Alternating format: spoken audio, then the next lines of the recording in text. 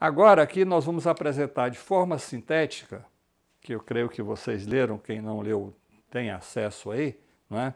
As três principais concepções, que alguns chamam de contratualistas ou justnaturalistas, que configura o Estado moderno existente hoje, ou Estado existente hoje, que é Thomas Hobbes, que você já deve ter ouvido falar, John Locke e Jean-Jacques Rousseau, que contribuíram de uma forma maior ou menor, de uma forma ou de outra, para a configuração do Estado moderno enquanto instrumento de manutenção e legitimação da ordem vigente, de uma ordem dividida em classes sociais.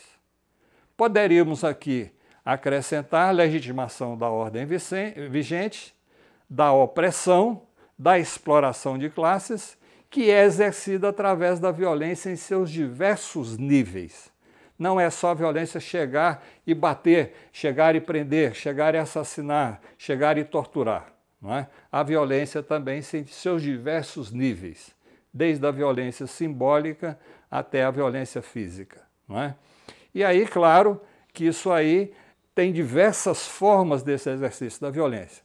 Só que o exercício da violência, seja em qualquer nível, ela não sobrevive. Não sobrevive. O espaço de existência e de reprodução dela, mais longo ou menos longo, mas poderíamos dizer é curto. Para isso que esse sistema de instituições de dominação de classe persista e se reproduza, ele tem que buscar adesão e tem que buscar o consenso, ou seja, a concordância dos oprimidos e explorados. Não é? E aqui está a afeição dos três principais contratualistas, Thomas Hobbes, John Locke e Jean-Jacques Rousseau.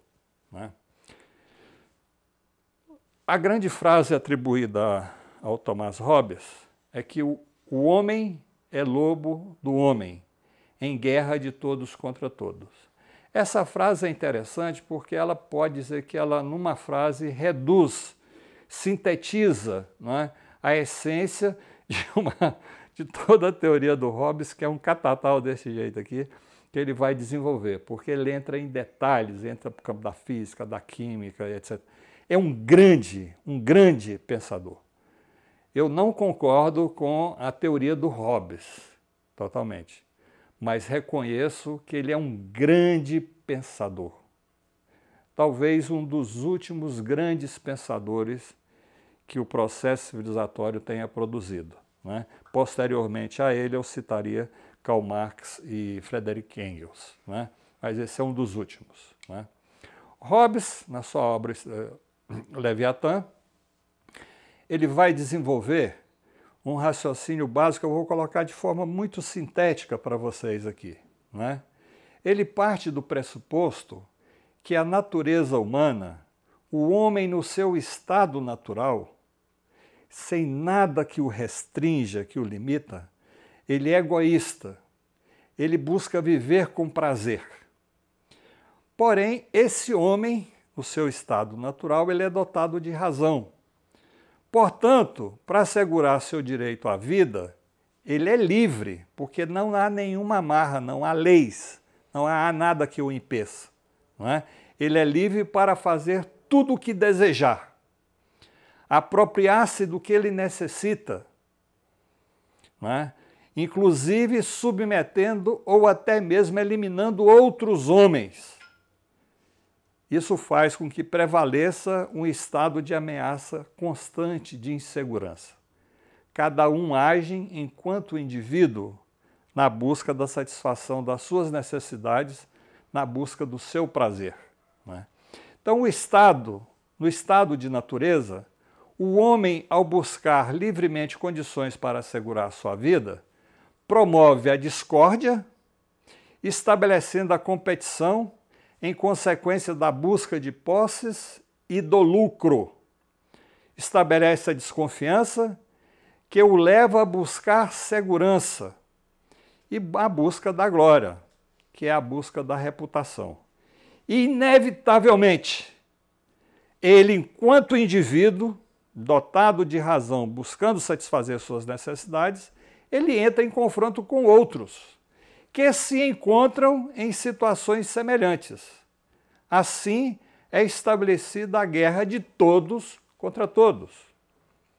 Aí você vai pensar assim, bom, todos contra todos, mas pela natureza tem os mais fortes, os mais fracos, os mais inteligentes, os mais hábeis, né? Mas, segundo Hobbes, no estado de natureza prevalece a igualdade, porque o mais forte pode ser abatido por aquele que é mais hábil, aquele que é ardiloso. Então, no estado de natureza, mesmo tendo essas diferenciações individuais e pessoais, não é, prevalece o princípio da igualdade, porque qualquer um pode ser abatido e eliminado a qualquer momento. Então é o que ele diz, estabelece-se uma guerra de todos contra todos. Não é? Então o fundamental a destacar é que os súditos concordam em submeter nessa situação de insegurança, não é? Os súditos concordam em submeter sua vontade à vontade dos representantes detentores da soberania. E a forma de governo derivada é feita por decisão dos contratantes.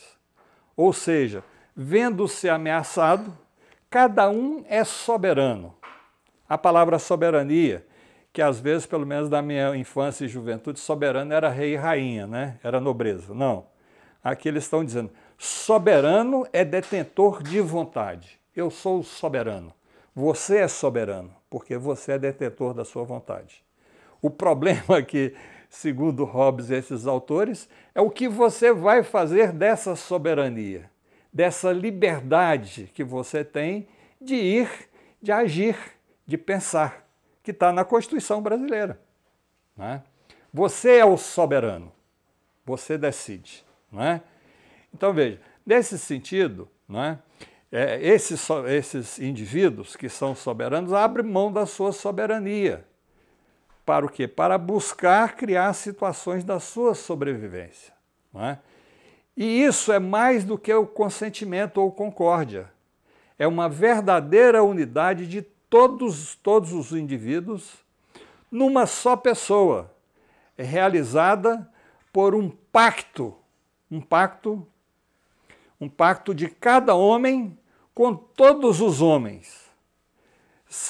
Eu concedo e transfiro meu direito de governar-me, eu transfiro a minha soberania, não é, a este homem, a outro, não é?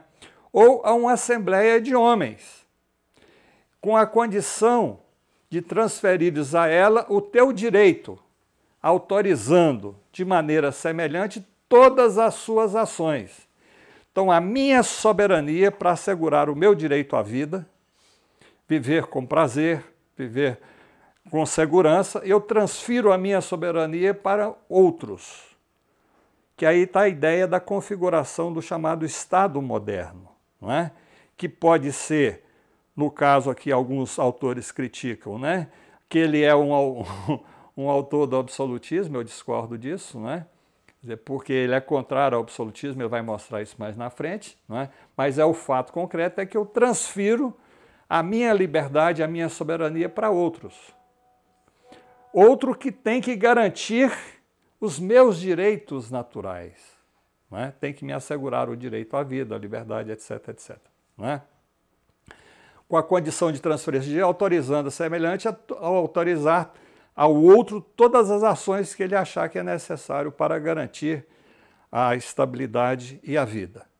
Pois graças a essa autoridade que lhe é dada por cada indivíduo configurado do Estado, é-lhe conferido o uso de tamanho e poder e força, que o terror é assim inspirado e torna-se capaz de conformar as vontades de todos os súditos no sentido da busca da paz em seu próprio país e da ajuda mútua entre os membros de um determinado país contra os inimigos estrangeiros.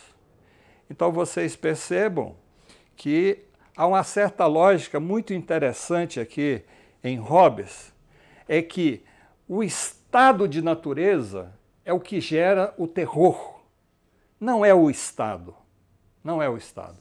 Porque a função do pacto que institui e transfere a soberania para outro é garantir o direito à vida. O direito à vida, a vida com prazer. Caso esse que seja detentor da soberania não corresponda às atribuições que lhe foi atribuída, não é? Pode ser destituído. Pode ser destituído. Não é? Então é interessante essa observação do Hobbes, não é? Que o soberano é instituído e, desrespeitando os princípios do pacto com relação à maioria dos soberanos que abriram mão da sua soberania, ele pode ser destituído. Não é? Então é muito interessante essa ideia e recomendo a vocês, a Lúcia mandou, é de forma muito sintética, porque o Leviatã é um catatal assim, não é? Eu consegui resumir, acredito, resumir de forma muito sintética em poucas páginas. Não é? Quem tiver interesse está à disposição de vocês. Não é? Informo aqui, aproveitando, que eu criei um canal no YouTube onde há, não é, videoaulas sobre esses autores de forma bastante mais detalhada. E pela questão do tempo aqui, as condições que nós temos, eu fiz um resumo. Mas vocês que vão ter acesso a esses slides aqui, podem buscar de forma mais detalhada, mais trabalhada, não é? No YouTube, que está lá essas conferências sobre esses autores e esses pensadores.